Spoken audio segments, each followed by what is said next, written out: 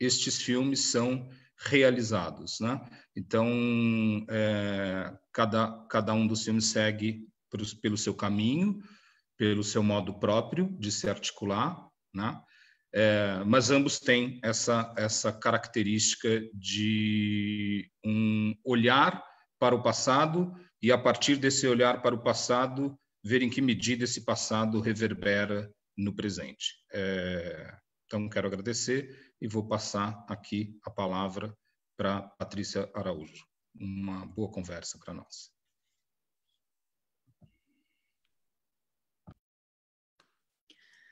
Olá, boa noite a todas, todos, todes que estão acompanhando a programação do DocSP. Com muita alegria que vou conduzir a mediação, né, desse encontro hoje, né, com Alberto Álvares, diretor, cineasta, né, e realizador do Último Sonho, e a Joyce Prado, né, também diretora de Chico Rei Entre Nós. E, enfim, desde já quero agradecer a presença e disponibilidade de vocês para essa troca, que é super importante, né, no fazer documentário, assim, pensar esse tipo de encontro, né, e pensar os pormenores e as questões que estão envolvidas nesse processo do fazer e de criar.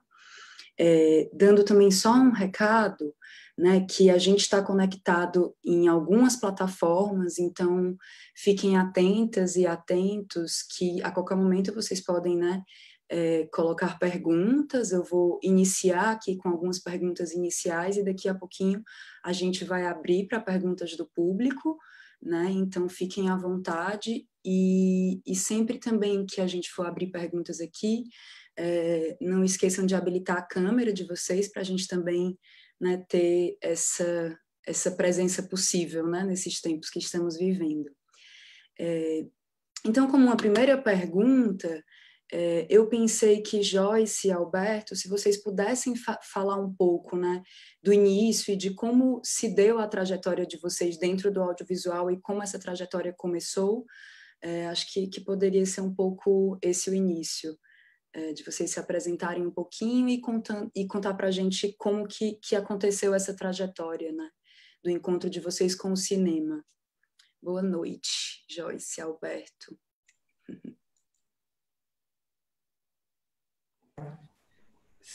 Deixa eu ver, acho que eu vou começar, então. Boa noite a todas as pessoas aqui conectadas. Bem, eu inicio muito com uma parte de música. Então, quando eu estava na faculdade, comecei a fazer parte de um coletivo de música e eu acho que ali também se demarca um pouco da minha presença dentro da carreira, que a música continua presente dentro das realizações, assim.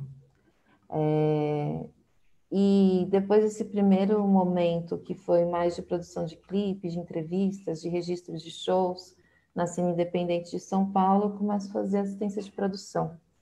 Então, assistência de produção em curtas-metragens e, posteriormente, direção de produção de publicidade.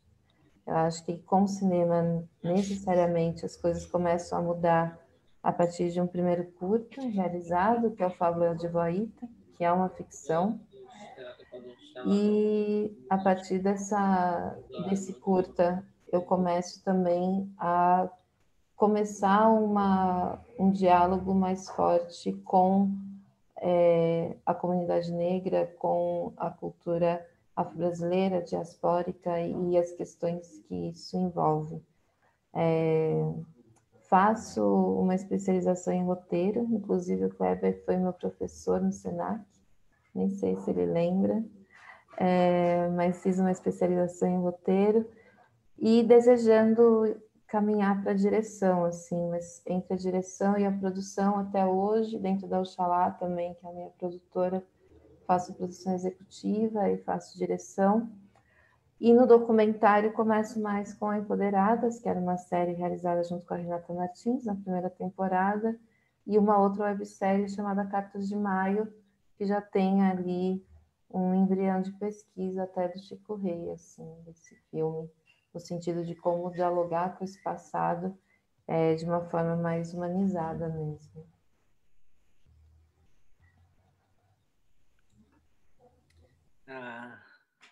Falar um pouquinho da minha trajetória.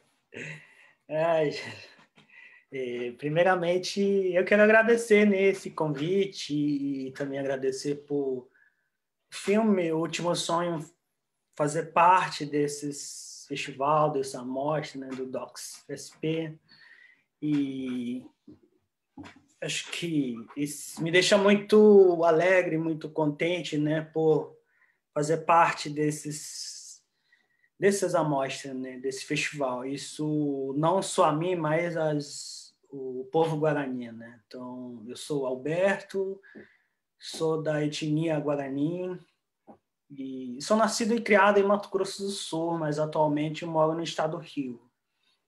E o cinema eu comecei no estado do Espírito Santo, por exemplo. Eu estava morando na aldeia lá de Boa Esperança, no Espírito Santo, né? E lá que foi em 2008 comecei a atuar, né? Eu sempre falo que eu sou atormentado.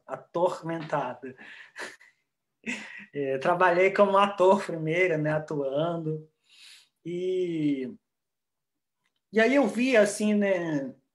Parecia que era fácil de fazer filme. E aí eu sempre tive essa curiosidade, porque quando a pessoa está filmando, parece que é muito fácil, né? E aí eu falei assim, pô, vou procurar para conseguir isso também, né? Então, mas assim, o meu primeiro filme eu gravei como ator, né? Então, foi em 2008. Chama-se Como a Noite Apareceu, que era um projeto que aconteceu, que não era os indígenas que escreveu, mas o diretor e todos levaram esse projeto para dentro da aldeia para fazer um filme na visão como os Guarani contam o surgimento da noite. Então, a aldeia cinematográfica, ficou tudo dentro da aldeia, né? Então, os atores, a maioria das comunidades fizeram parte desse filme.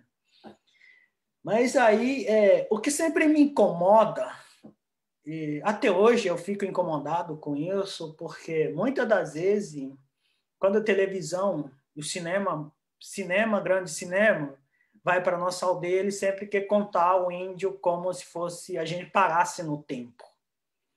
Ele não conta como a gente vive hoje. Então, isso me incomoda muito até hoje.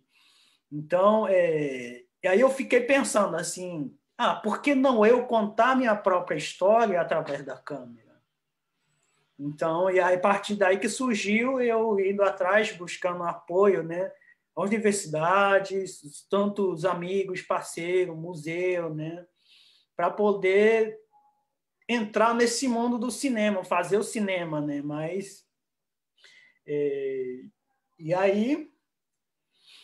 Então foi... E assim eu fui trabalhando, né? Sempre atuando, mas sempre como um índio do passado, como se eu sempre de tanguinha, de cocarzinho, né? Como aquela coisa de turista ver, para o turista ver, para essas coisas, né? Então, mas eu não digo que isso eu falo pelo Guarani, eu não estou generalizando os povos indígenas, assim, mas eu falo pelo Guarani, assim. Nós, Guarani, sempre... A gente não é um povo de se pintar tudo perfeitinho, bonitinho, né? Então, isso faz parte da nossa cultura, do povo Guarani. Não estou falando pelos outros povos, porque também eu não sei, né? Cada povo vive sua cultura.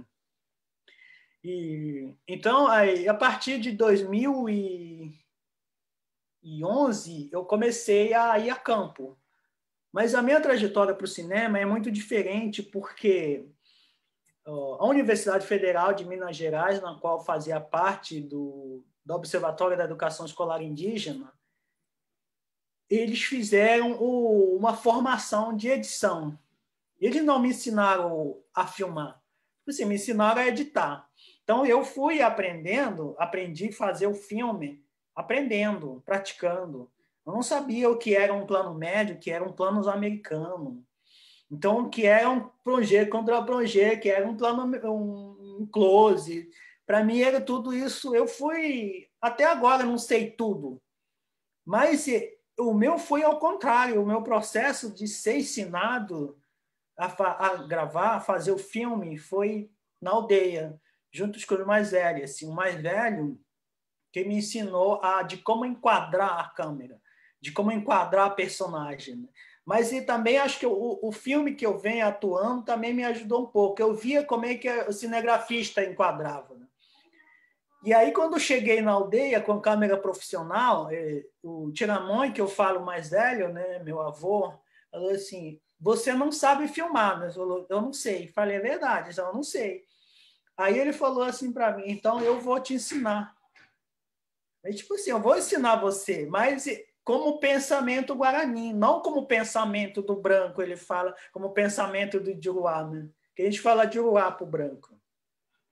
Aí ele falou assim, então, ele falou assim, se você quiser me filmar andando, e você tem que ir de lá para cá, me filmar para cá, ir de frente para a câmera. Se você quiser me filmar andando, você tem que ir do meu lado, me filmar, assim, a gente vai conversando.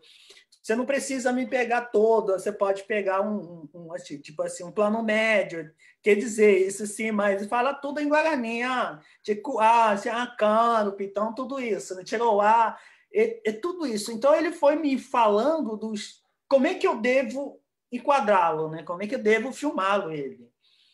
Então acho que tudo isso me faz eu pensar muito. E aí depois, o meu primeiro filme, né?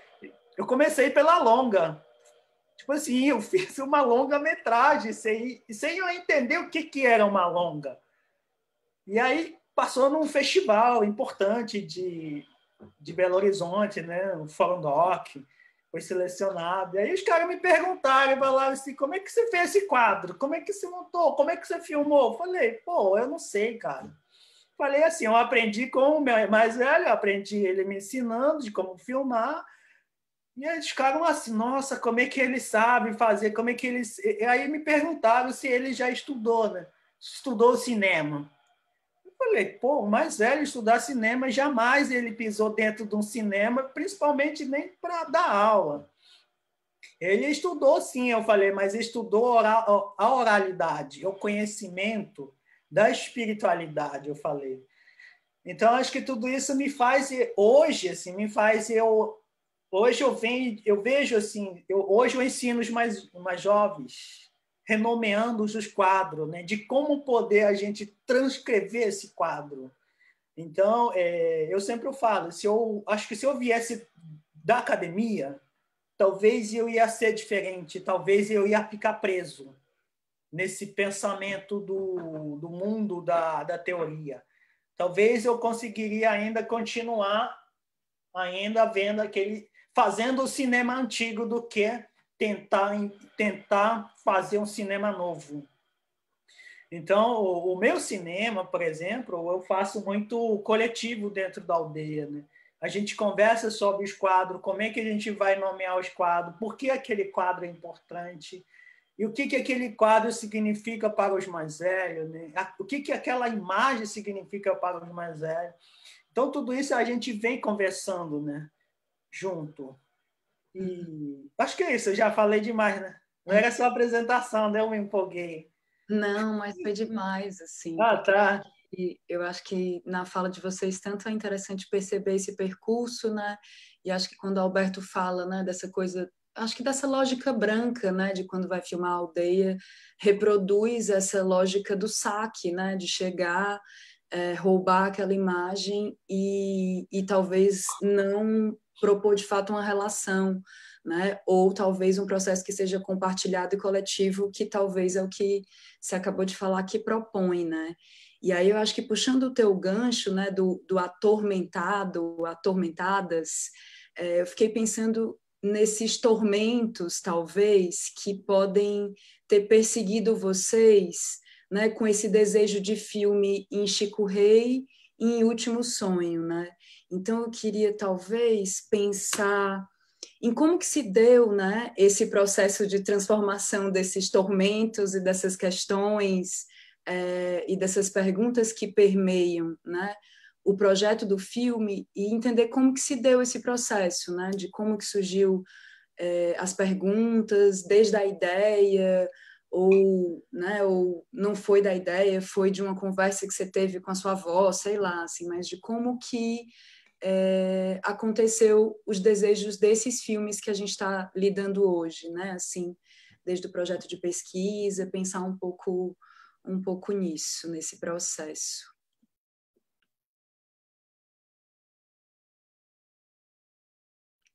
Vai, Joyce. Eu vejo Chico Rei com uma continuidade de...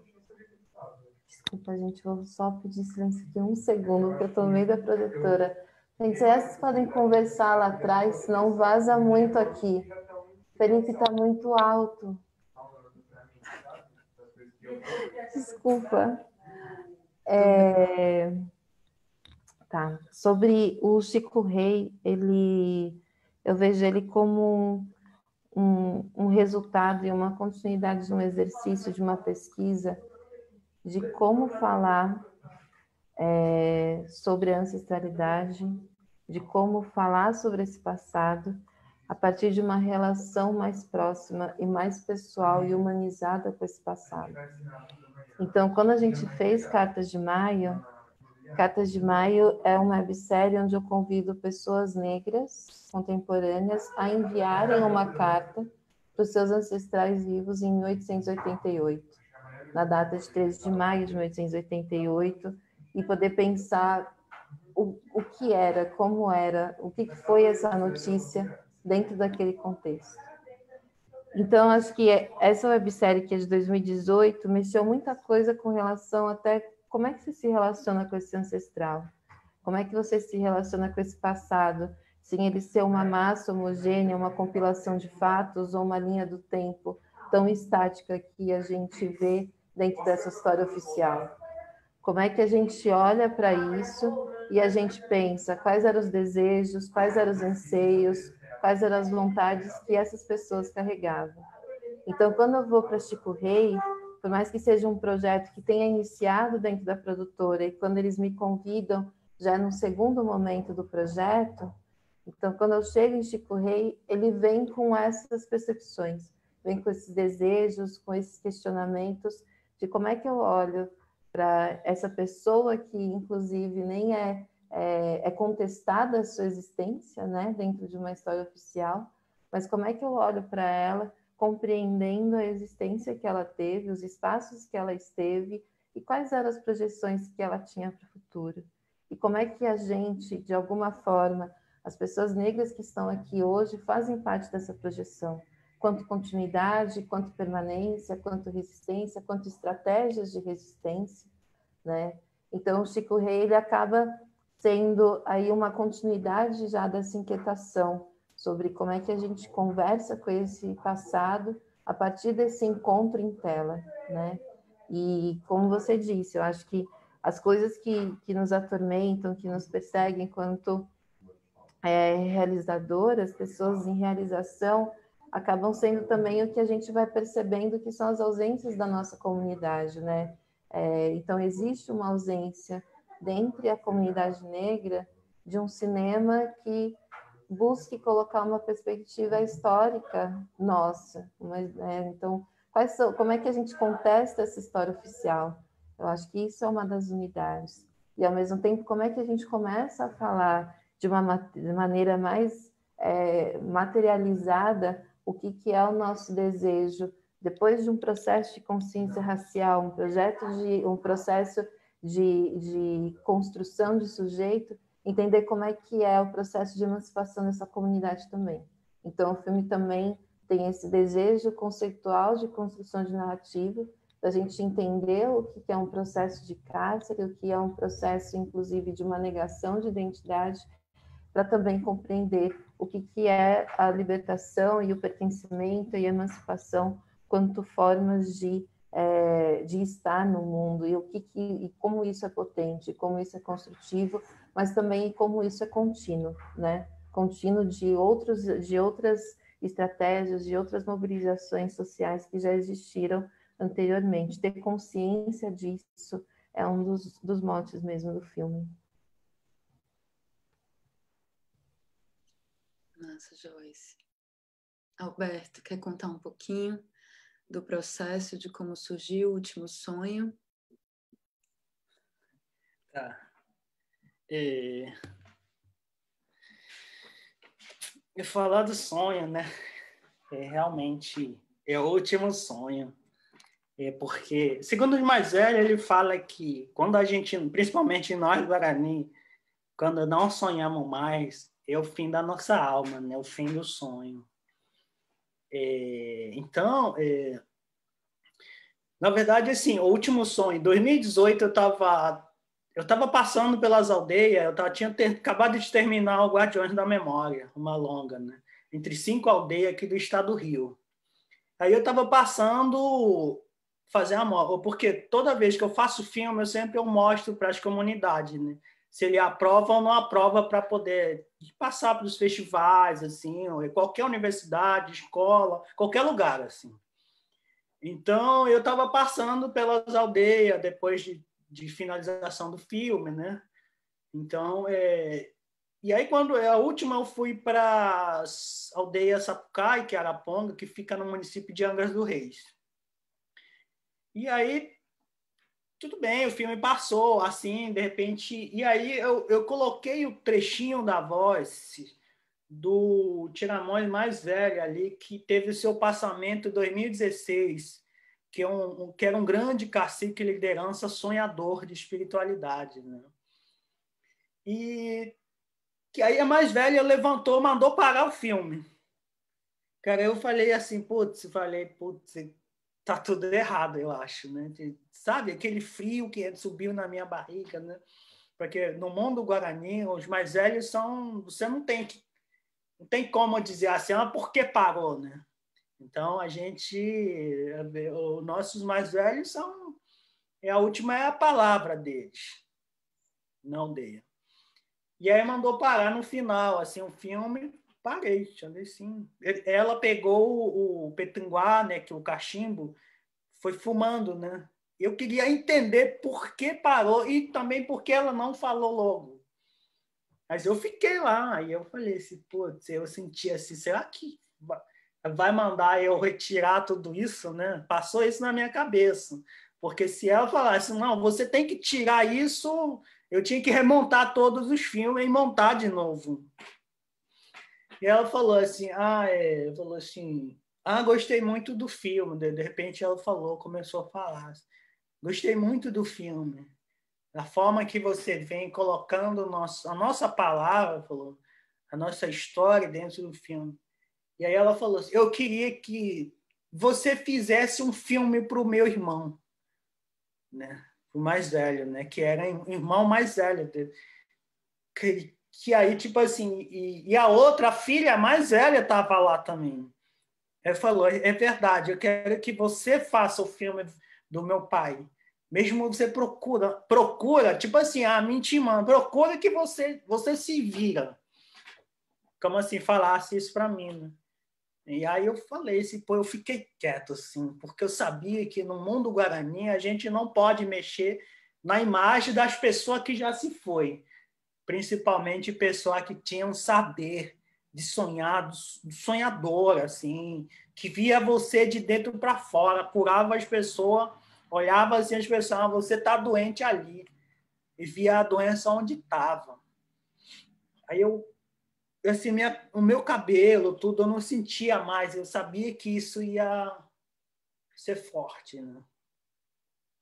Eu falei, não, tudo bem, eu também não podia falar não para ela, não vou fazer, né? Falei, não, eu vou procurar, eu vou dar um jeito de fazer. Aí tá bom, eles ficaram contentes e tudo, né? Mas eu vim com isso na cabeça. Por que isso tudo, né? Falei assim. Aí eu lembrei da palavra do Tiramões, que do primeiro filmagem, quando ele me ensinou, ele falou assim para mim, né? Nós, Guarani, cada tempo tem um desafio em nossa vida. Você tem que passar esse desafio. Aí eu falei, acho que talvez isso é um desafio para mim, mas é um desafio muito forte, né? Aí eu fiquei pensando assim, né? Tudo bem, vou fazer. E agora? Onde eu vou procurar? Aí eu fui buscando recurso, buscando parceria, né? Eu consegui com o Museu do Índio. E aí, quando eu consegui o Museu do Índio, eu falei assim, como é que eu vou chamá-lo isso? Porque todos os filmes que eu vim produzindo hoje, eu penso no título primeiro, para depois dizer assim, eu vou fazer isso. Por quê? No mundo Guarani, a gente tem muita história, então não dá para você ir gravando. Porque se você gravar, vai sair muitas histórias e você vai acabar perdendo a história. A riqueza da fala, a riqueza das belas palavras. Então, eu aprendi isso com o meu primeiro longa, porque eu gravei muito. E aí, então, não deu esse para usar tudo. Então, e aí eu falei assim, então eu penso, então eu vou chamar, como é que eu vou chamar? É o último sonho. Então, é o último sonho. Por que que é o último sonho? Porque a aldeia Sapucaí foi construído através do sonho. Que esse Tiramões, a época que, na década de 40, 60, ele morava na aldeia do estado de Paraná. Mas aí ele sempre começava a rezar, né? Buscava para ser sonhador. Então, ele é o primeiro da vida dele era aparecer esse sonho para ele de construir uma aldeia, como se fosse uma premonição. Então, e aí, tipo assim, aí ele veio à procura desse sonho dele. Então, cada vez mais ele ia chegando mais perto, assim, ele sonhava mais com a reza e tudo, né? E aí, quando chegou em Sapucaí, no alto da aldeia, no alto do Jibracuí, aí ele sonhou de novo, né? Sonhou que ele viu, né? Aquilo que era tudo no sonho é isso, né? As árvores, a água, o rio que estava ali, as pedras, né? Então, tudo isso apareceu no sonho. E aí, ao mesmo tempo, ele estava dentro dele ali. E aí ele falou, não, é isso. Essa aqui é a nossa aldeia. Isso aqui que eu vinha no sonho. Né? Então, por isso que eu acho que quando o filme, se ele estivesse vivo, ia ser chamado Aldeias do Sonho. Mas como ele morreu, é o último sonho. Por que também é o último sonho? Quando ele ia morrer, durante faltava uma semana, assim, tudo, ele chamou todos os filhos. Ele falou assim, vocês têm que ser fortes. Vocês vão poder dar caminhada. Porque eu não vou aguentar mais. Porque eu vou embora. Chegou o dia, chegou o momento. Chegou a hora de o Nhanderu me levar. Então, aí ele foi. E aí ele meio que preparou tudo. Ele tinha tudo... Ele viu tudo isso no sonho dele. Falou assim, não, esse vai ser o meu último momento. Então, por isso que o filme também é o último sonho. Por isso que, para nós, Guarani, o sonho é importante, né? Sonhar, né? Você precisa sonhar. Então, eu acho que você precisa sentir nesse sonho ao amanhecer, ao dormir. Você precisa pedir para que sonhe um sonho bom, não um sonho ruim. Né? Então, nós, Guarani, sabemos muito bem da importância desse sonho. Então, eu acho que o audiovisual é uma ferramenta de poder guardar um pouco o sonho, né? Principalmente da memória dos mais velhos, do saber, né? A narrativa, né, do mundo, o ensinamento dos mais velhos, assim, né? De como poder guardar essas imagens. Né? A gente sabemos que o cinema não é da nossa cultura, né? Mas hoje sabemos que é uma ferramenta muito importante de guardar aquilo que é o valor que a gente tem. Né? Sim. Eu acho que é isso. Falar um pouco dessa pesquisa, assim, né? Então, hoje eu estou escrevendo sobre o sonho, né? No meu mestrado, a dissertação, estou escrevendo tanto a memória quanto sobre o sonho, dessa construção da caminhada. Por que sonhar? Então, Sim. qual é a importância do sonho para o meu povo? Assim? Essa relação com o sonho é bem linda, né? E te ouvir falar assim também, acho que de algum modo me leva para o filme também, né, diretamente. Tem uma perguntinha mais para frente, assim, que eu quero falar sobre esse universo do sonho, que eu acho que de algum modo do sonho e do mistério, que eu acho que percorre os dois filmes. Mas antes disso eu ia também para queria fazer uma pergunta mais prática também. antes de começar a abrir para o público e dessa outra que eu quero fazer, é de como vocês veem a importância e como se deu o processo de viabilização, né? Que eu acho que a Alberto até falou, assim, que precisava dar um jeito de fazer esse filme. E acho que também a Joyce, enquanto, né, produtora, também deve pensar nessa pergunta, né? Preciso dar um jeito de fazer esse filme. Então, lembrei também de uma fala do Krenak, de tantas que ele deu esse ano, né? Que ele falou que precisamos demarcar as telas, né? Entendendo, né, que as telas de cinema são diferentes das telas de TV. Então, queria perguntar isso, como que vocês viabilizaram esses projetos e se vocês veem a importância, né, nesse processo se esse processo de viabilização contribuiu para a entrada dos filmes também em tantos festivais, né, nacionais, internacionais, que os filmes estão aí sendo exibidos. Se vocês puderem falar um pouquinho sobre isso. O Chico Rei é uma produção totalmente independente, né, da Abrolhos Filmes. Então, a viabilização dele, eu acho que acontece muito pelo compromisso dos profissionais que foram convidados mesmo. Porque ele, por exemplo, eu entrei no projeto em novembro de 2018. Em dezembro de 2018, a gente teve 4 dias de pesquisa de personagem e de locação, e em janeiro a gente já estava gravando, em janeiro de 2019. Então, ele é um projeto com muita intensidade, assim, no sentido de realmente olhar para esse projeto, entender os desafios, porque ele é baixo orçamento, né, e é independente, e falar, é isso, vamos se arriscar de todas as maneiras. Então, a gente entrou no set, era 5 de janeiro de 2019, fazia 2 meses que eu estava no projeto. A gente fez 9 diárias em Ouro Preto, 5 diárias em São Paulo, e foi isso, não abrimos mais câmera. Então, eu sinto que ele também ele tinha uma primeira versão de roteiro, isso se modificou totalmente, mas ele também acho que foi um projeto que estava aberto, né? Eu acho que quando a gente também fala sobre o que é o cinema independente, de baixo orçamento, que não tem necessariamente uma veiculação com nenhuma entidade ou instituição, eu acho que tem uma abertura para o risco. Eu acho que também tem a questão do tempo, de cronograma, como isso pode ir sendo alterado e as coisas vão maturando. Então, por mais que ele tenha se gravado muito rápido, ele teve um tempo de finalização que, mais do que o tempo de ilha, foi o tempo necessário para a gente entender essa história, que levou aí mais ou menos 1 ano. E com relação a caminhada, a trajetória dele, eu acho que foi muito importante a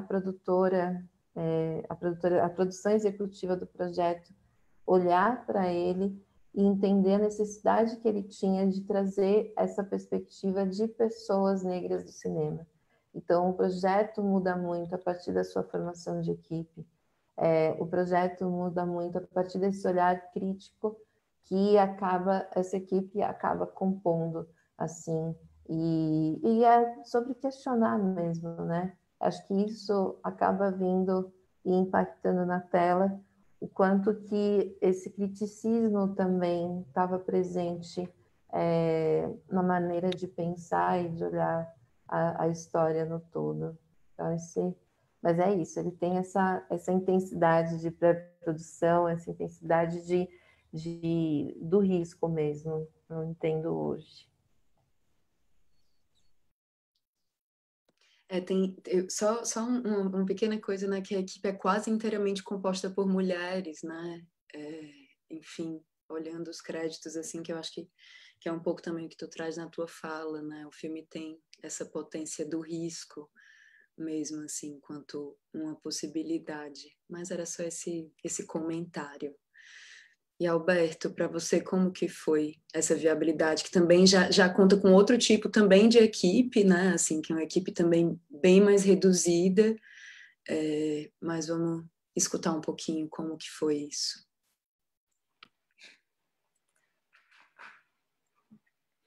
Tipo assim, eu faço filme, sempre eu arrisco o filme, fazer filme, né? Hoje eu penso muito assim de guardá-lo, né? Não, talvez eu sempre penso assim, eu posso participar dos grandes festivais ou não, né? Mas hoje para mim é importante de guardá-lo, né? De guardar esses filmes mesmo para o amanhã, assim. Principalmente eu penso muito na nossa história, né? Porque cada vez mais a cidade está nos encurralando. Então, a gente precisa de uma ferramenta que pode dar continuidade e contar nossas histórias. Eu não digo que a nossa oralidade vai se perder, mas o audiovisual é uma ferramenta que pode ajudar a gente cada vez mais a fortalecer.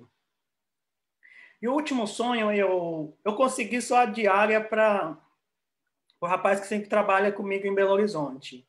E aí tinha uma menina que estava escrevendo o projeto sobre os meus filmes no mestrado, na UFMG. E aí ele falou, pô, eu posso acompanhar você e tudo? Falou, claro, pode. E aí falou assim, chegou aqui, eu falei, pô, eu não tenho um pessoal do som, você pode fazer esse favor para mim? Eu falei, posso. Aí ele falou, não sou profissional, mas aí vamos ajudando. Aí por quê? Primeiro, por que eu chamei o meu amigo? Porque a gente já vem trabalhando há muito tempo. Porque o documentário, principalmente nas comunidades indígenas, na comunidade guarani, o movimento não acontece duas vezes. Então, você tem que saber trabalhar, você tem que saber como é que você vai poder se enquadrar aquele momento, aquele movimento. Então, eu precisava de 2 câmeras. E aí eu chamei para o meu amigo, eu falei, pô, não é grande dinheiro, eu falei para ele, tá? Então um pouquinho de dinheiro. Mas se você quiser topar, a gente trabalha junto, a gente filma junto, porque eu sei como você filma e você conhece como eu filmo. Ele falou, não, vamos embora, a gente é amigo da estrada. Ele falou assim, então... Aí ele veio, aí a gente foi para Angra e começou a trabalhar, né? Então, eu acho que era muito baixo, era pouco, né? Tipo assim, a gente conseguia diária e alimentação, assim. Então, e aí, como hoje eu sei fazer filme, hoje eu sei produzir, e tipo assim, então sei finalizar, montar, corrigir as cores, corrigir o som. Então, hoje eu faço tudo. Então, eu mesmo escrevo o meu filme também para os festivais, assim. E hoje eu sei fazer até o DVD. Às vezes eu faço DVD aqui em casa para entregar também às pessoas. Eu mesmo vou lá, estou me inventando. E, então, aí eu falei assim, então, vamos fazer. E aí ele veio, e a gente conseguiu filmar e tudo, né? Porque, então... E eu falo, deixo claro para as comunidades, né? Que, primeiro, eu gosto de fazer aquilo que eu faço. Então, porque eu penso nos nossos filhos no amanhã. E como eu tenho todos os equipamentos, então eu não quero ver meu equipamento parado, eu vou filmando. E hoje, se os mais velhos me chamam para filmar, assim. Tipo assim, eu quero deixar meu depoimento, aí eu vou lá, boto a câmera, então, gravador, tudo é isso. Então, mas assim foi construindo o último sonho, assim, e aí as comunidades também me ajudando, né, de como poder fazer esse trabalho junto, coletivo, assim, os caciques liderando, os mais velhos, né, então chama os mais jovens. Então a coisa foi acontecendo, assim, na aldeia. E aí eu fui acompanhando, né, de como enquadrar, de como fazer. Então é tudo isso. E eu acho que é isso. E eu acho isso é muito mais ricos do que você pensar numa grande projeto. Eu aprendi uma coisa quando eu estava atuando certo aumentado, um diretor falou para mim assim, Alberto, ele falou assim, nunca pensa no sucesso hoje, porque talvez esse filme, ele falou, pode te botar lá no alto como ator, você fazer um grande sucesso, ou pode ele não fazer você ser o sucesso. E aí falou, você tem que sempre pensar no amanhã. Você sempre tem que caminhar pensando no amanhã. Talvez hoje não dê certo, mas talvez amanhã lá na frente pode dar certo. Então, hoje eu penso muito nisso. Então, eu digo para as comunidades, cinema, fazer o documentário não dá para você viver, principalmente eu. Tipo assim, eu faço porque eu gosto de fazer. Eu vou pesquisando, eu gosto de conversar com os mais velhos, né? Gosto de ouvir os mais velhos, ouvir as narrativas. E aí, quando eu vejo isso, eu vou filmar tudo, porque quando você filma, você guarda o saber, as belas imagens, as belas palavras. É ao contrário do que você produzir um livro. Porque o livro, principalmente, as pessoas vão ler o que sabe ler. E a pessoa que não sabe ler, você não alcança. Então, o filme, ele é ao contrário. O filme, quando você faz, você alcança muito mais. Principalmente no mundo onde as pessoas não sabem ler. Se alcança crianças mais velhos, se alcança até outro povo. Vamos supor que, é só um exemplo, os verdadeiros líderes espirituais passou no norte de Minas Gerais, em uma aldeia indígena. Então, o mais velho foi ensinando de como fazer, de como aprender a fazer as plantas medicinais, essas coisas. E aí os mais velhos do território de Chacriabá viram isso. Só que as pessoas mais velhas não sabiam em Guarani, não sabiam o português. Mas aí eles foram entendendo tudo através da imagem. O que é aquele tiramão que é repassado? Aí, no final, as pessoas falaram, pô, eu entendi tudo. Isso tudo, como se eu conversasse com a imagem deles. Então, acho que o último sonho me faz muito... E isso é um desafio da minha vida, como se fosse a minha trajetória de caminhada dentro de um filme. Né? Acho que é isso. Legal.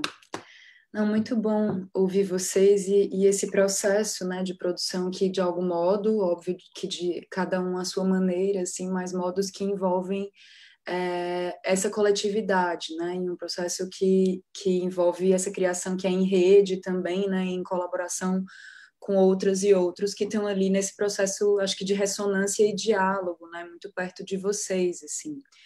E aí eu vou colocar uma pergunta que já veio do público, incorporando com outra que eu estava pensando aqui, e acho que puxando ganchos também das falas de vocês, quando o Alberto também traz essa coisa do livro, né, do acesso ao texto. Enfim, eu percebo nos dois filmes um tanto de algo que é intraduzível, ou que pode gerar certas zonas de opacidade, né? Tanto pelo viés do sonho, como uma continuação né, de se estar acordado, ou por palavras em Guarani que não são traduzidas para a língua do colonizador, no caso o português, né? Como também a não garantia que o Chico Rei existiu enquanto uma só pessoa em carne e osso, enfim, por essa lógica compulsória, né, do modus operandi branco de silenciamento e apagamento. Então, eu queria, enfim, que vocês discorressem um pouco sobre essa importância do mistério e do segredo, e dessa relação com a ancestralidade, né, nessas narrativas levantadas por comunidades e pelo pensamento ameríndio, enfim, por comunidades negras, assim, dessa importância, inclusive no modo, né, de fazer.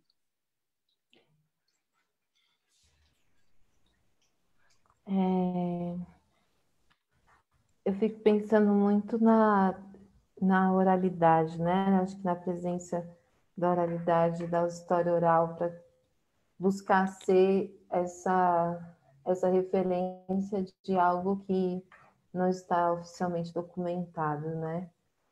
Mas existe também... Quais são as maneiras de se transmitir conhecimento, né? Para além da escrita? Eu acho que a gente está falando também sobre isso, né? E quando a gente escuta os ternos de Congado, quando a gente escuta outras musicalidades e essas outras formas de se manifestar a história, a construção de conhecimento de um lugar que é, vamos dizer, um pouco mais lúdico, né? Um pouco mais poético do que necessariamente a escrita formal. como isso tem uma atmosfera, como isso tem uma maneira de inclusive envolver, né? Eu acho que quando a gente buscou trazer o reinado para o filme, trazer o Congado e o mistério que existe nisso, né? Eu falo, a gente não tinha e não temos a pretensão de explicar o que é o Congado e nem da dimensão que ele possui. É muito mais no sentido da gente poder sentir um pouco, eu acho que é bem pouco, dentro de tudo que ali está sendo transmitido, seja de emoção, seja de sensação, e seja de conhecimento e de história também.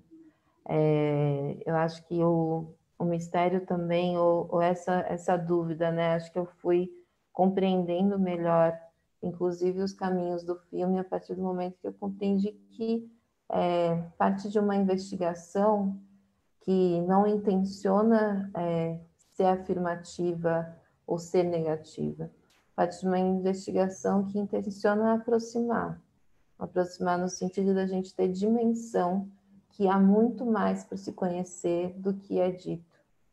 E o desejo da construção dessa dimensão é que faz também com que a gente possa ter essas percepções, ou ampliar as nossas percepções sobre, além de Chico Rei, existiam muitas outras pessoas.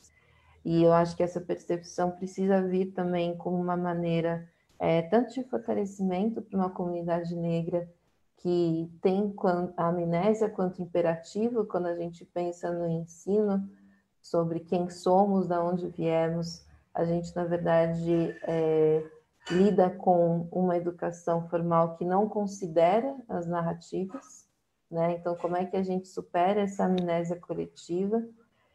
E, ao mesmo tempo, como é que a gente olha para essa história para se fortalecer no sentido de uma compreensão que há muito mais por conhecer, né? Então, eu acho que, infelizmente, o passado dessa comunidade negra, dessa população negra, é um mistério, né? No sentido de até onde a gente consegue ir para conhecer de onde viemos. E esse mistério, ele é um projeto de Estado, ele é um projeto político, e acho que o cinema tem as possibilidades da gente colocar uma contestação, da gente colocar um enfrentamento também para essas narrativas, né? Quando a gente fala disputa de narrativa, é sobre isso. Hoje a gente estava aqui na produtora pensando, daqui 100 anos o Bolsonaro pode ser dito como um grande presidente do país. Tudo depende de quem vai estar na narrativa dessa história. E não só isso, né? Muitas outras coisas. E acho que é isso que a gente vive no momento que a gente pode... Quando a gente começa a não ter maneiras de registrar essa história e essas pessoas e o que isso existiu, o futuro vai ser essa narrativa que pode ser completamente distorcida e manipulada e assustadora, como foi a sua reação a essa possibilidade e como foi a reação que a gente teve, né? Eu acho que também desejo que os mistérios deixem de existir, sabe? Também desejo que as coisas comecem a ser um pouco mais objetivas e assertivas sobre o que foi a presença e a relevância dessa população dentro de uma historicidade brasileira. E desse conhecimento, inclusive.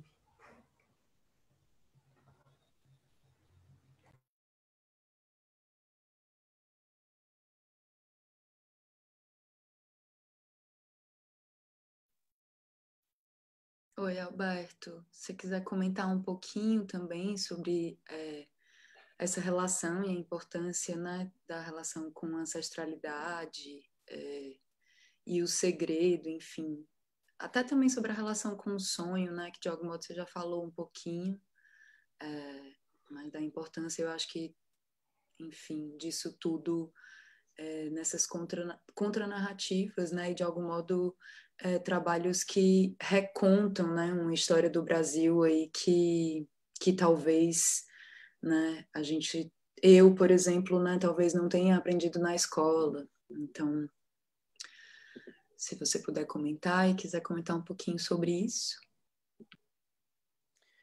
Eu acho que principalmente nós guaranis somos um povo sonhador, né? Principalmente a nossa vida é baseada nos sonhos, o sonho e a reza, né?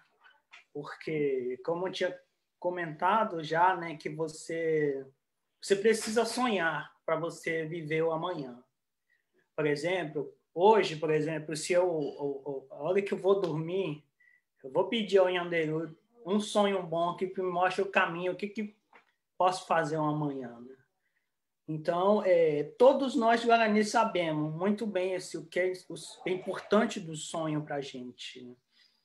Porque o sonho através do sonho você pode evitar muitas coisas.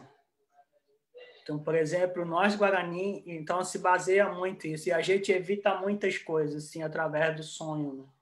Porque existe o sonho ruim e existe o sonho bom. E além disso, existe os sonhadores, né, que faz a cura. Então além de existir o sonho, também existem esses sonhadores. Então hoje eu consigo captá-los, os seres, dentro de uma imagem. Quando eu converso com os mais velhos, eles conseguem localizar a presença dos seres invisíveis, né, da espiritualidade dentro do filme. Então, no Guardiões da Memória, por exemplo, tem uma imagem que parecia que a floresta estava pegando fogo, uma fumaça, tudo.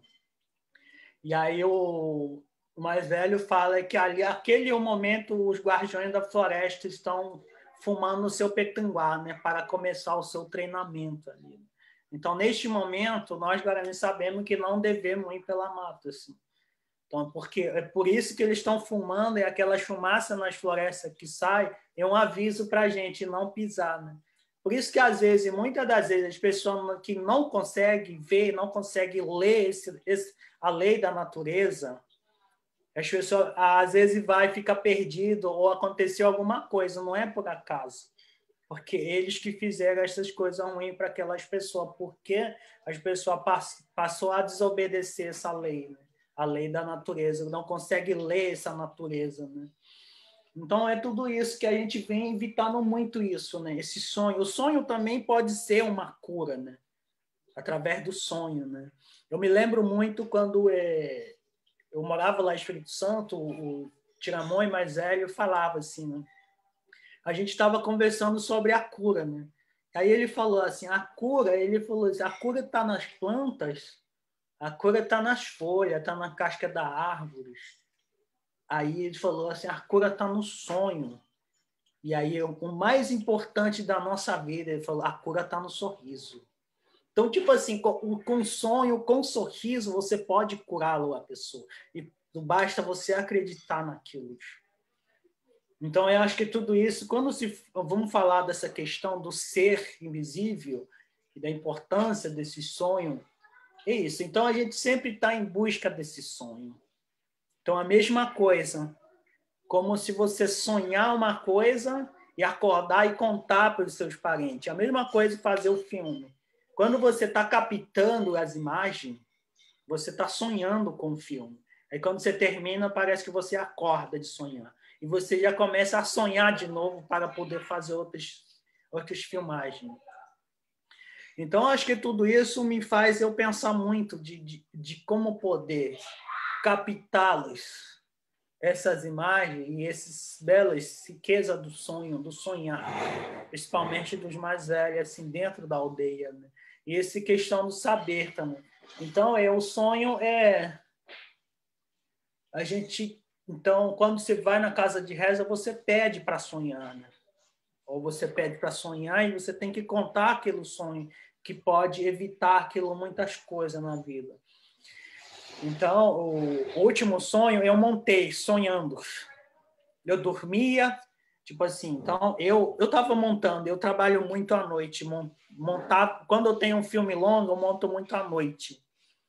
E aí parecia que eu estava aqui, tipo assim, de repente aparecia um sono, aí dormia, tipo assim, aí sonhava o mais velho, o Tiramões do filme, falando assim, aparecendo no meu sonho, falando, não é aí que você tem que colocar a imagem, é outro lugar que você tem que colocar. E aí, tipo assim, quando eu trocava essas imagens, parecia que as coisas andavam de novo, começaram a trabalhar de novo. Assim. Então, ele foi me ajudando no meu sonho. Então, ao mesmo tempo, eu vivi essa questão do desafio na vida, fisicamente, espiritualmente, mas também, ao mesmo tempo, eu vivi isso, de montar num sonho, assim, um filme com ele. Então, acho que foi muito enriquecedor para mim também, ao mesmo tempo, me fez tão mal, depois que eu terminei o filme, não fisicamente, mas espiritualmente, mas eu aprendi muito isso. O que é o sonho? O que é sonhar? Né? O que você pode ver através do sonho? Nossa, obrigada, sim, Alberto, Joyce. É muito precioso ouvir, né, essa relação com o sonho, porque de fato é um saber mesmo que eu não detenho, assim, e eu fico pensando muito no quanto, né, esses filmes propõem e também convocam por essa urgência de desaprender um pouco, né, esse mundo tal qual a gente conhece, inclusive para pensar, né, esses futuros e esse presente que a Joyce também coloca, assim, né, do quanto é urgente também, talvez a gente, né, enquanto também ancoradas às vezes num pensamento que é muito embranquecido, quanto é urgente a gente pensar em outras lógicas, né, de desaprender talvez essas lógicas humanas, né, enfim, que produzem essa política de morte e violência que a gente só vê se reiterando, né, a continuação de um plano colonial que só se torna um pouco, né, mais brutal. Enfim, fico muito tocada com a fala de vocês. Queria relembrar para o público que vocês podem fazer perguntas levantando a mão aqui e colocando também no chat. E aí aqui tem uma pergunta da Raquel Valadares, e ela pergunta, eu acho que é para o Alberto, né? Gostaria de saber qual é a relação do sonho ser ele próprio uma manifestação audiovisual da nossa mente e espírito. Como levar o sonho para a linguagem?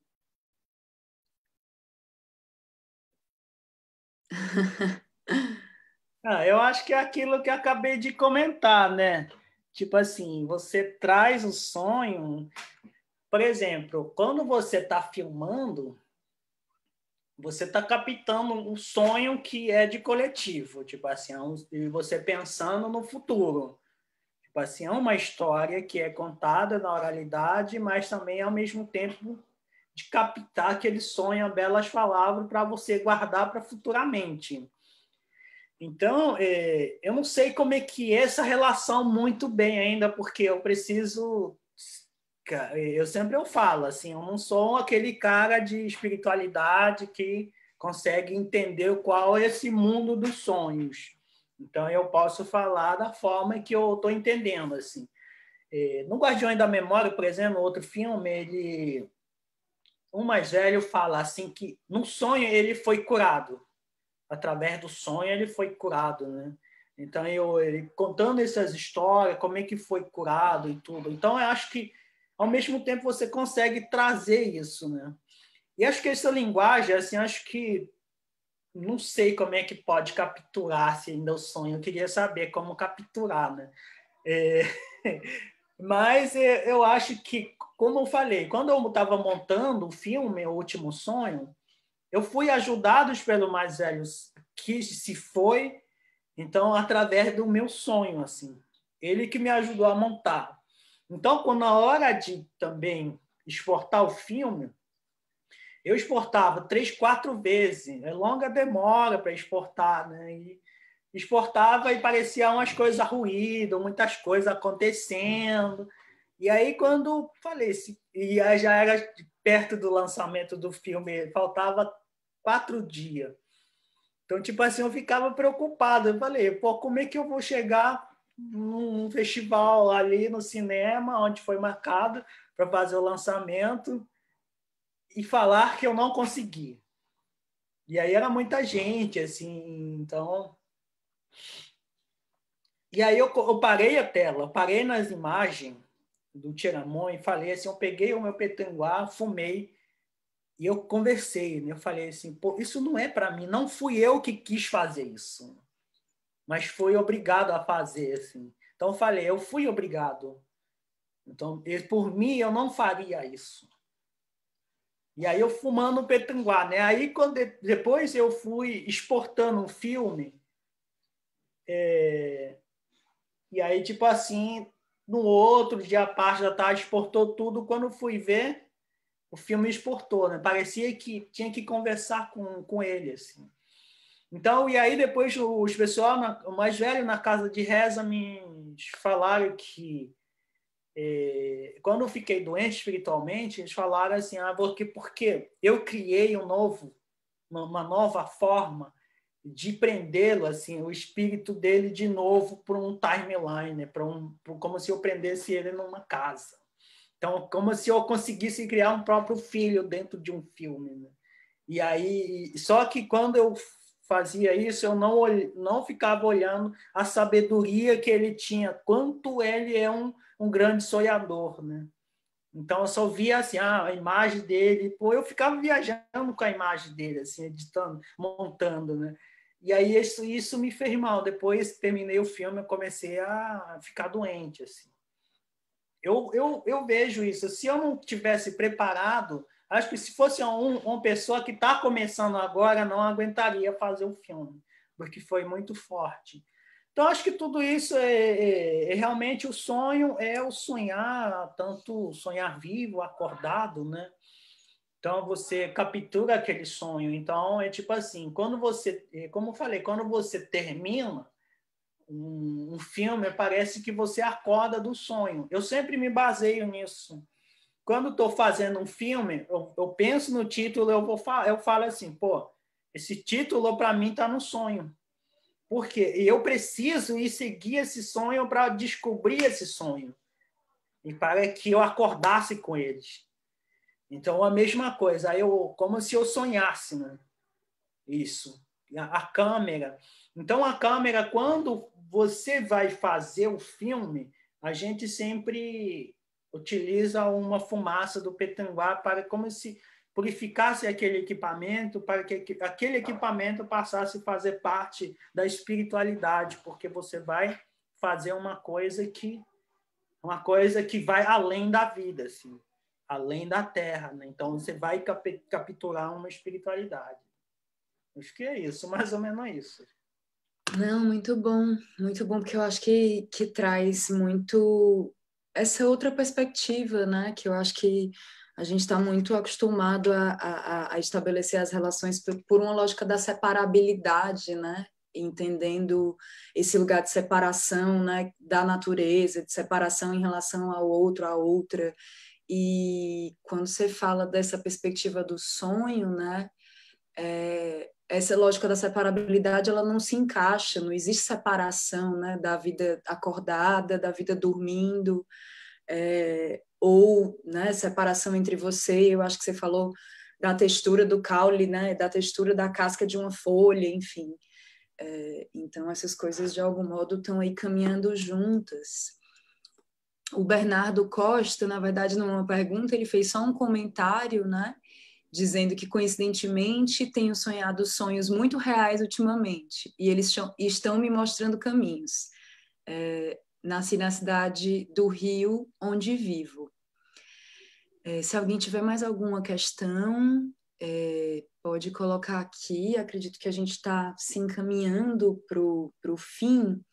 Eu tenho mais uma outra para a Joyce, que eu fiquei pensando muito nessas lógicas de aproximações e distanciamentos necessários, né, para a realização de um documentário e para chegar próximo dessas pessoas, enfim, que vocês entrevistaram. E eu acho que no Último Sonho tem uma relação de parentesco muito estabelecida e que acho que o Alberto já comentou um pouco, assim. Aí eu queria que você comentasse um pouco como que se deu essa relação, né, com os personagens que aparecem no teu filme, aquelas figuras, né, enfim. E pensando, inclusive, né, nesse processo super corrido que foi da produção, então como que isso se deu? pensando, né, nessas lógicas aí de aproximar, de estabelecer relação, enfim. Contigo, Joyce, por favor. A gente teve um primeiro encontro com todas as pessoas, né, entrevistadas, isso em dezembro. Mas acho que o documentário tem um desafio que a gente precisa estabelecer uma relação de cumplicidade também com quem ali se propõe a estar com a gente e de uma escuta que seja muito atenta, né? Então, eu sinto que é isso, não tinha a dinâmica do parentesco, mas eu acho que no momento da entrevista a gente precisa construir um lugar de cumplicidade e de honestidade, assim. E eu gosto, o meu trecho favorito, vou expor aqui, mas o meu trecho favorito é o diálogo que acontece na Ocupação Chico Rei, porque eu sinto que as pessoas têm muito a dizer, né? Às vezes a gente parte desse lugar que é de um desconhecimento, que as pessoas têm um desconhecimento sobre suas vivências de uma maneira social, de uma maneira política. E não, acho que a política, a vida em sociedade, o que a gente objetiva de mudança e transformação é uma vivência cotidiana, né? E a gente precisa escutar mais o que está sendo construído para além das áreas urbanas, né? Para além do que é o espaço dessa construção mais projetada, para além do que são as redes sociais, né? Que hoje definem tantas coisas, existe aí uma mobilização de base cotidiana muito forte que tem definido essas trajetórias. E acho que os depoentes e as pessoas que a gente coloca no filme demonstram muito isso.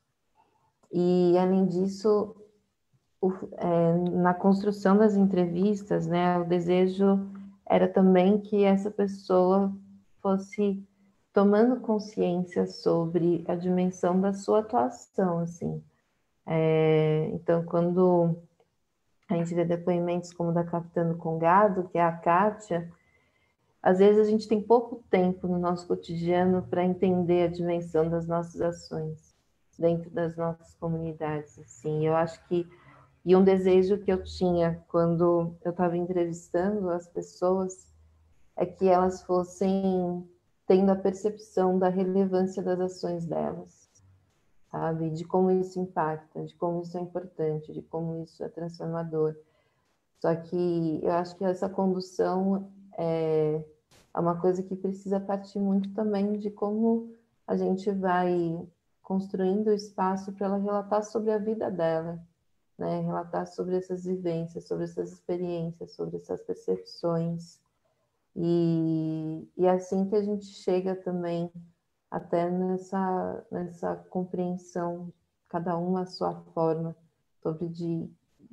sobre a sua ação no mundo, né? Então, o Chico Rei tinha esse desejo, as entrevistas tinham esse desejo, né? Construir um espaço de cumplicidade, mas também fazer com que as pessoas percebessem a relevância das suas ações e trouxessem o seu senso crítico, né? O seu olhar crítico para o que é o seu entorno, né? Que a gente tem, todos nós podemos opinar sobre o que é essa sociedade, o que está no nosso entorno e como isso vem nos impactando, assim. Estou nesse caminho. Massa, Joyce, muito bom também saber desse processo, que também é a proposição, né, de um encontro, né, de fato, com essas pessoas. E aí, a gente já está ultrapassando, né, o tempinho um pouco. Eu pensei de agora colocar uma última pergunta que o Kleber coloca, que quais são os projetos futuros, né? E aí eu fico pensando também os projetos presentes, né? Entendendo que a gente não sabe se tem futuro ou se não tem. Então, quais são os projetos de hoje? talvez, ou, né, projetos que estão em andamento, enfim. E acho que teve alguma... surgiu mais uma pergunta. Tudo bem, gente? Mais uma pergunta do Rodrigo. Acho que pode ser antes, depois a do Kleber. Como e onde Joyce e Alberto buscam as memórias que historicamente fomos negadas a acessar? Como os diálogos de espiritualidade presentes nos 2 filmes podem estabelecer essa conexão com as memórias que constituem e formam nossas histórias? Vamos para essa antes, então não tinha visto, desculpa. Tudo bem mais essa rodada, gente? Então vamos. Se vocês quiserem que eu repita. Tô lendo aqui, eu estava olhando para o Alberto. É verdade, todo mundo tem acesso no chat. Então, ótimo. Daí eu vi que ele estava bem tranquilo. Eu falei, acho que sou eu. Olha, eu acho que o Chico Rei tem esse desafio, né? Porque quando a gente olha no âmbito de uma história oficial, os registros são escassos e, na verdade, existe essa romantização da história, né? Eu gosto quando os personagens falam sobre essa romantização da história e ela serve para os 2 lados, desde romantizar Tiradentes a romantizar ou não a existência de Chico Rei, construindo uma trajetória de um herói. E quando a gente constrói a trajetória do herói, a gente também desumaniza, né? Porque parece que ele que não era possível, que não era viável, que era extraordinário, que era exceção.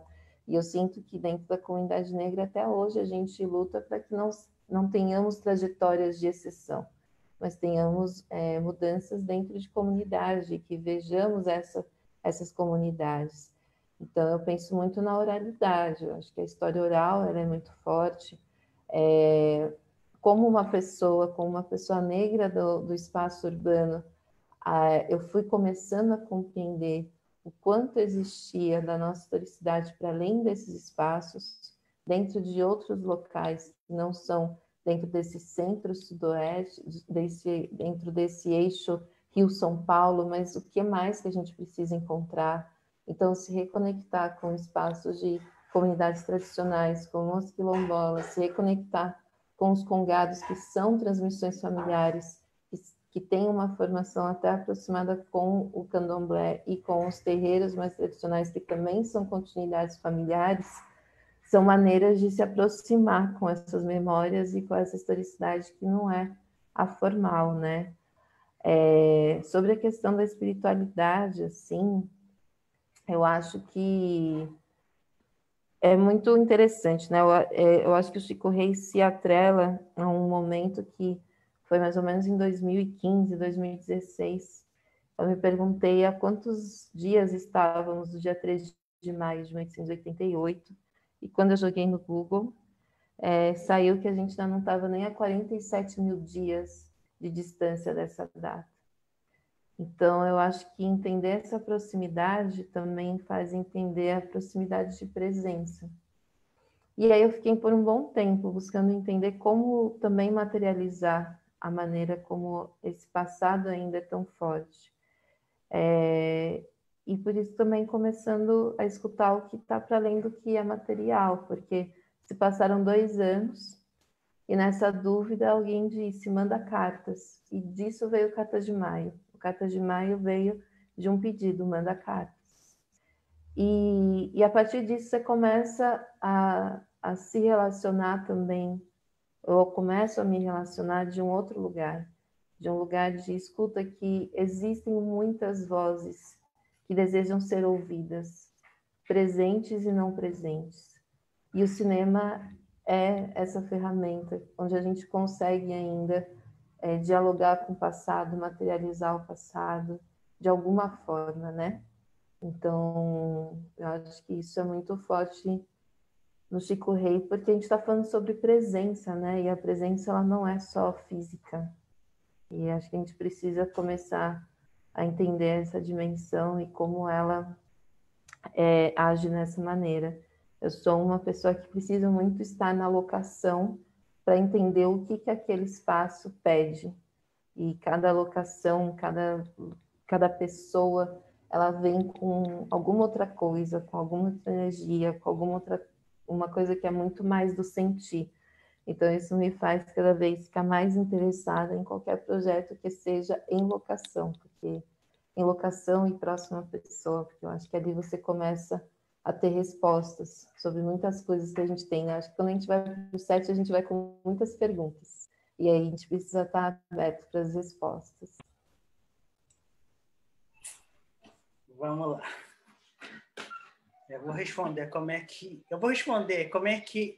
eu visito, eu busco a minha memória. Orerunha mandu tu para o eterno. Orechu tenonde. Orechu tenonde.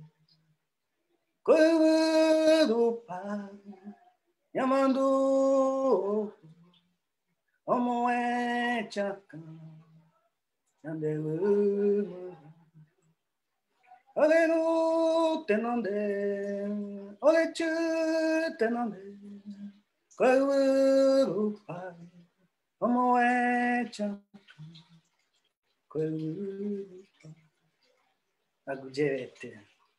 Assim que eu busco a memória, assim que eu busco a vida para poder enxergar o amanhã. Eu acho que nós, Guarani, sabemos muito bem como começar desde o começo e caminhar para o amanhã. Assim. Principalmente nós buscamos coletivamente, juntos com os mais velhos, né? De fortalecer essa memória, de revisitar e visitar o nosso passado. Tanto através da oralidade, tanto através do nosso canto, da nossa reza, né? Porque a nossa reza que vai mostrar também para a gente o que vai ser o amanhã. Então, a gente sempre fala assim, a gente caminha o passado e o presente junto. E o amanhã, é só a reza mostrará para a gente. Como é que a gente vai poder caminhar o amanhã? Eu acho que a questão de... É isso, a gente vive isso dia a dia. Não tem como dizer assim, aquele Guarani foi o nosso herói. Não, nós somos heróis. Todos nós dentro da casa de reza. Então, na casa de reza, a gente buscamos esse de fortalecimento dessa energia um com o outro, dessa espiritualidade, de como poder a gente prosseguir a nossa caminhada juntas. Eu acho que é isso. Nossa, a gente pode ir encerrando com aquela última perguntinha do Kleber, né? Que quais os projetos em andamento, os projetos de hoje, de amanhã. Enfim, acho que pode ser um pouco isso. Aí, eu passo? Vai aí, vai aí. Cara, pô, é muito complicado, principalmente para nós, guaranenses, é muito complicado pensar o amanhã, né? Tipo assim, a gente não sabe se vão acordar amanhã. Então, a gente sabe que a gente está aqui neste momento e a reza e a conversa com o Yanderu que vai fazer essas conexões para a gente. O que a gente vai fazer o amanhã? Só para dizer assim, eu vou contar uma história, uma curtinha história, por que a gente não pensa o amanhã. Principalmente quando você caça, você precisa, quando você traz uma caça na sua casa, você precisa dividi-lo ele, que você precisa alimentá-lo outro e não deixar aquele pedaço de caça para você o amanhã. Porque aquele pedaço pode alimentar outro seu parente. Então, amanhã, a gente acredita que a gente vai buscar através da reza de novo junto. Porque aquele pedaço de caça vai fortalecer outro seu parente para buscar força com você na casa de reza, para você seguir o amanhã. Eu gostaria muito de saber o que seria, o que ia entender o fazer o amanhã. Tipo assim, por exemplo, neste momento, eu estou editando 10 episódios. episódio de curta-metragem de 1 minuto cada, assim, de como os Guarani falam, como o Guarani vê essa questão do mundo da espiritualidade, do mundo da cura, da planta medicinal, das brincadeiras, dos conhecimentos, né? Em 1 minuto as pessoas colocavam isso tudo. E eu tenho um projeto, talvez esse é o futuro, eu tenho um projeto para filmar. Se não acontecesse a pandemia, eu estava filmando lá em Ronicuim, no Xingu, no Krenak, e aqui no estado do Rio com os Guarani, sobre o canto da terra, junto com os amigos meus. Além disso, eu tenho outro projeto, que é roteiro de filme, chama-se Coração da Terra, que esse é para fazer o filme na fronteira entre Brasil e Paraguai. Eu já rodei 30%, mas faltam 70%, né? E eu estou buscando recurso para fazer, ver que sabe um dia eu vou conseguir realizar. Por isso que eu falo assim, eu não sei o amanhã, porque a gente pensa tanto no amanhã, a gente não termina hoje aquilo que a gente ia terminar. Talvez amanhã você pensa tanto, talvez o amanhã você não chega. Então você fala assim, talvez você vai ali e tropeça com algum tronco caído, você cai ali e morre. E aí? Aquele projeto futuro do amanhã não chega. Então, é isso que eu falo muito, eu comparo muito o filme quando eu falo assim, esse vai ser para o amanhã. Por quê? O amanhã é as crianças que estão aí. Eu, talvez, não vou chegar ao amanhã, mas o filme que eu venho fazendo, eles vão conseguir poder enxergar isso e poder ver.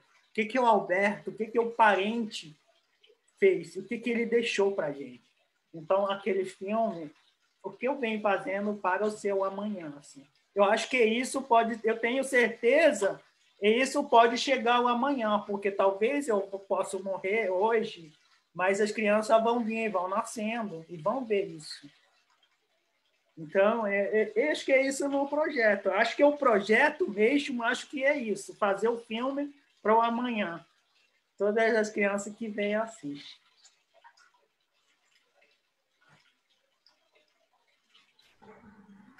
Estou sem coragem de responder agora.